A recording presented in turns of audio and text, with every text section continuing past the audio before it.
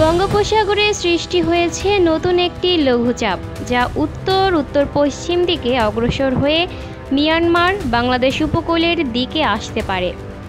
লঘুচাপটির প্রভাবে চট্টগ্রাম, বরিশাল ও সিলেট বিভাগের কিছু এলাকায় বৃষ্টি বা বজ্রসহ বৃষ্টি হওয়ার সম্ভাবনা রয়েছে।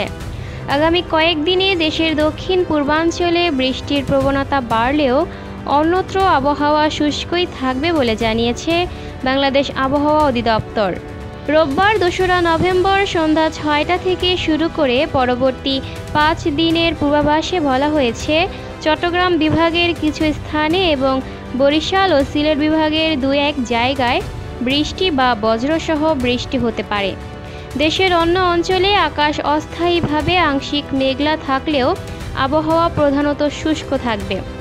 এ সময় সারা দেশে রাতের তাপমাত্রা প্রায় অপরিবর্তিত থাকবে, তবে দিনের তাপমাত্রা সামান্য বাড়তে পারে। বিজ্ঞাপন: সোমবার ৩রা নভেম্বর রাতে দেশের তাপমাত্রা ১ থেকে ২ ডিগ্রি সেলসিয়াস পর্যন্ত কমতে পারে। একই সময়ে চট্টগ্রাম বিভাগের কিছু জায়গা এবং বরিশাল ও সিলেটের ২-১ স্থানে বৃষ্টি বা বজ্রসহ বৃষ্টি হওয়ার সম্ভাবনাও রয়েছে।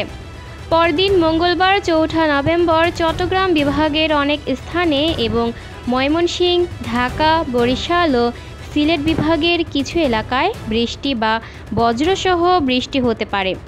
৫ই নভেম্বর বুধবার পর্যন্ত একই ধরনের আবহাওয়া অব্যাহত থাকবে বলে পূর্বাভাসে উল্লেখ করা হয়েছে। ৬ই নভেম্বরের দিকে বৃষ্টিপাতের পরিমাণ কিছুটা কমে আসতে পারে।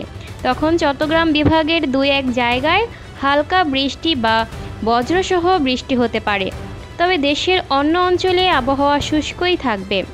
এছাড়া বর্ধিত ৫ দিনের পূর্বাভাসে বলা হয়েছে, সপ্তাহের শেষ দিকে সারা দেশে তাপমাত্রা সামান্য হ্রাস পেতে পারে, যা শীতের আগমনের প্রাথমিক ইঙ্গিত হিসেবে দেখা যেতে পারে। Lucky Akter, people voice television, Dhaka.